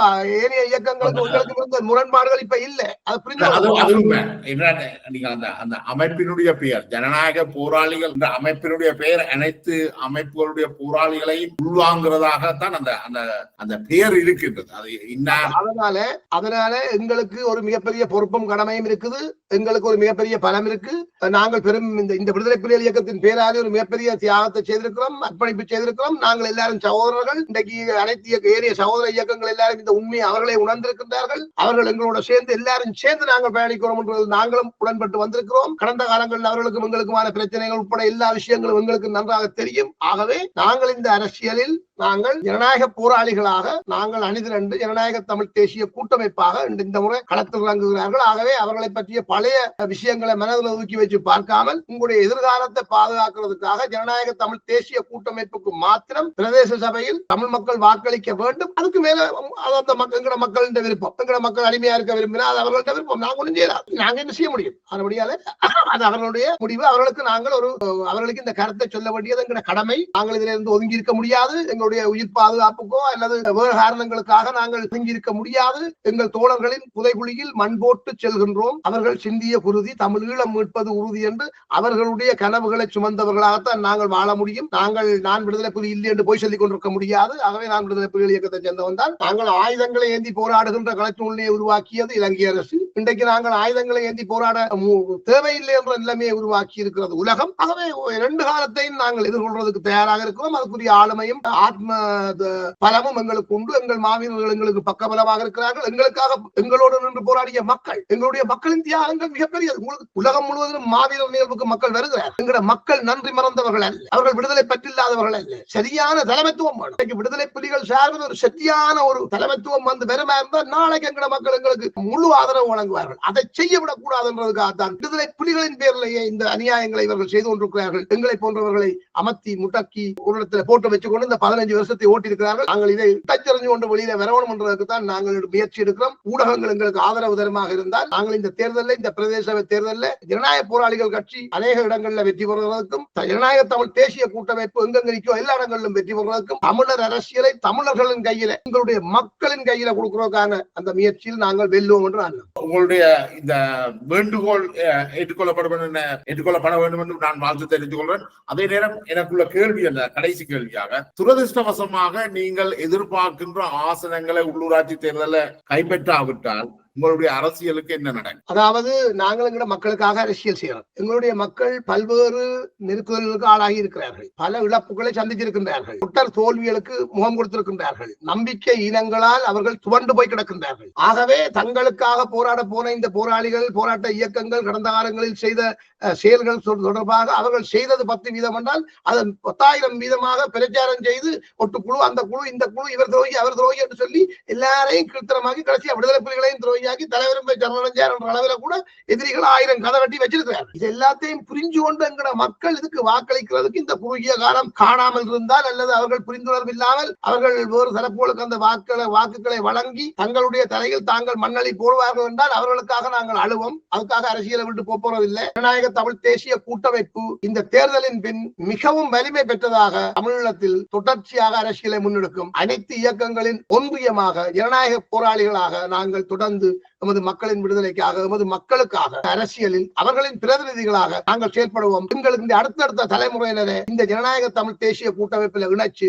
கண்டிப்பாக நாங்கள் வெளிப்படுத்துவோம். இப்பொழுது முல்லைத்தீவு மாவட்டத்துக்கு போசன் என்ற ஒரு மூத்த போராளி ஒருவரை நாங்கள் பொறுப்பா போட்டிருக்கிறோம். அதே மாதிரி அடுத்தடுத்த மாவட்டங்களிலும் ஜனநாயக போராளிகளுக்கு சரியான ஆக்களை நாங்கள் நிறுத்துவோம். அதுகளை பார்த்து எங்கட மக்கள் புரிந்து கொள்ள வேண்டும். ஆனபடியாலே அவர்கள் புரிந்து கொள்வார்கள் என்று நாங்கள் நம்புகின்றோம். இது ஒரு முயற்சி தான். அரசியல்ல நிரந்தர வெற்றியும் இல்லை, நிரந்தர தோல்வியும் இல்லை. அரசியல் ஒரு பணி. எங்களுடைய பணியை நாங்கள் செய்ய வேண்டும். ஆகவே எங்களுடைய பணியை நாங்கள் செய்ய வந்திருக்கின்றோம். ஜனநாயக போராளிகள் தமிழீழத்தில், அதாவது இலங்கையில், ஈழத்தில் தமிழீழ விடுதலை புலிகளின் ஜனநாயக முகமாக இந்த ஜனநாயக அரசியல்ல அவர்கள் அந்த பாராளுமன்ற அரசியல் ஒரு அங்கமாக போராட்ட இயக்கங்களுடன் இணைந்து இந்த தேர்தலில் களமிறங்குகிறார்கள் என்பதையும் அதை நாங்கள் போராளிகளாகிய நாங்கள் அதை நான் ஏற்றுக்கொண்டிருக்கின்றேன். என்னை போன்ற ஏற்றுக்கொள்ளக்கூடிய போராளிகள் அனைவரும் அதை ஏற்றுக்கொள்ள வேண்டும் என்பதை நான் வருகின்ற தேர்தலில் ஆயுத போராட்டத்தில் இருந்து அரசியலுக்கு வந்த ஜேவிபி கிராமங்களுடைய அதிகாரங்களை தங்களுக்கு தர சொல்லி கேட்கின்றார்கள். அதே போல ஆயுத போராட்டத்தில் இருந்து அரசியலுக்கு வந்த ஜனநாயக போராளிகளும் ஜனநாயக தமிழ் தேசிய கூட்டமைப்பும் தங்களுடைய தமிழ் மக்களுடைய கிராமங்களின் அதிகாரங்கள்